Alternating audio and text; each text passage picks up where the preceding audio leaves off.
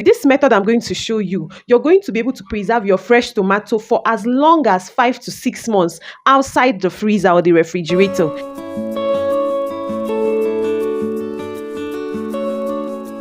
Hey guys, welcome back to my channel today. My name is Ogechi. I'm a Nigerian YouTuber based in Abuja, Nigeria.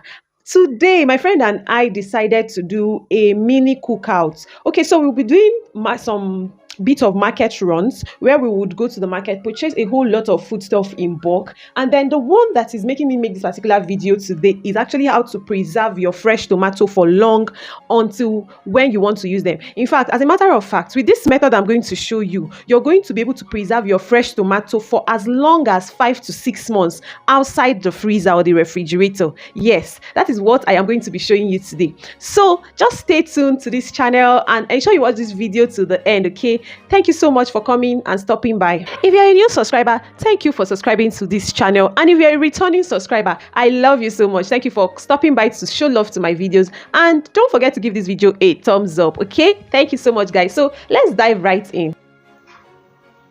So this is about half of the full basket of big tomatoes that we bought. And this is just me sorting out the tomatoes. It's actually a big basket, and guess how much we bought it, guys? In fact, it was so much that we had to bring it outside the compound to get this done, because this is way bigger than the kitchen sink. We brought it out into the compound and gave it some good wash. We gave it a 3 times wash to prevent any form of contamination. And after washing it, we took it to the grinding mill, because no, this is way bigger than the blender. Not like the blender can't even do it. But wait, why do you want to pack up your blender on this tomato case when a commercial engine can do it within some minutes, right? So we blended it in the commercial mill. All we did was to ensure that they washed it properly before we started grinding.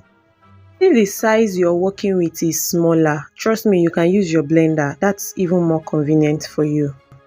So this is us washing it the third and last time. We bought this big full basket of tomatoes for 8,000 naira. I actually filmed this video 2 months ago, and tomatoes was in abundance and in season then.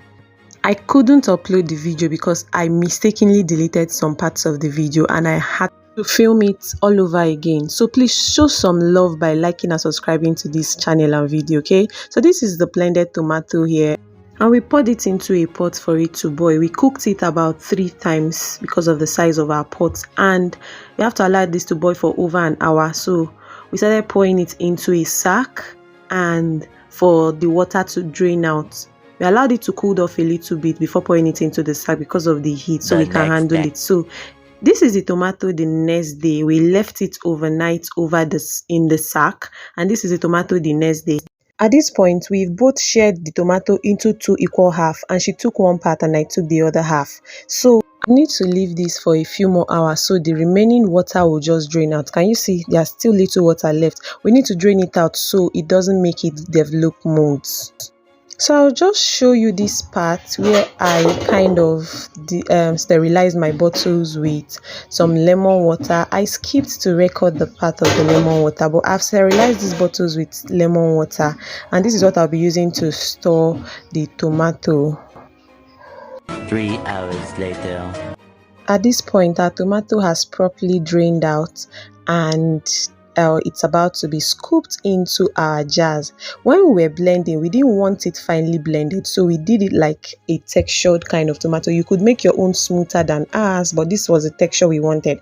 So I'm just going to fill it into the jar, into the glass jars. So I am working with these 2 bottles because I just felt, let me just do this to end this video. You wouldn't know how long this video had actually lasted, like coupled with the times I recorded the first clips. So let's just work with these 2 bottles and let me show you how I work them, because the pot I'm going to use for the local pasteurization can only take 2 glass jars per time. So we'll just work with this, okay? So instead of finishing, because the tomatoes I have in there is going to take about 4 to 5 bottles. If you have watched this video up to this point, please don't forget to give it a thumbs up and subscribe to my channel, okay? Show your girl some love. So here we go to the trick that makes all the difference, guys. Watch this particular point carefully. So now we filled the 2 bottles, and I am just going to use a clean foil paper to seal the tip of the bottles, because the reason we are doing this to the jar is we do not want any way for air to be introduced into the jar. If air is introduced, it's going to begin to start spoiling. So I just decided to cut out the foil to fit in the glass. I don't want some extra foil looping outside the cover of the jar that it will be so obvious. So I'll do the same with the second bottle, then I'll cover it.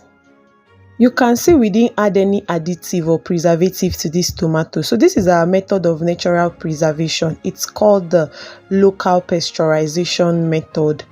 So I'll do the same here, and meanwhile we already have a pot of boiling water boiling on the side. Okay, so just watch to see what I do. I use the boiling water to do at this point.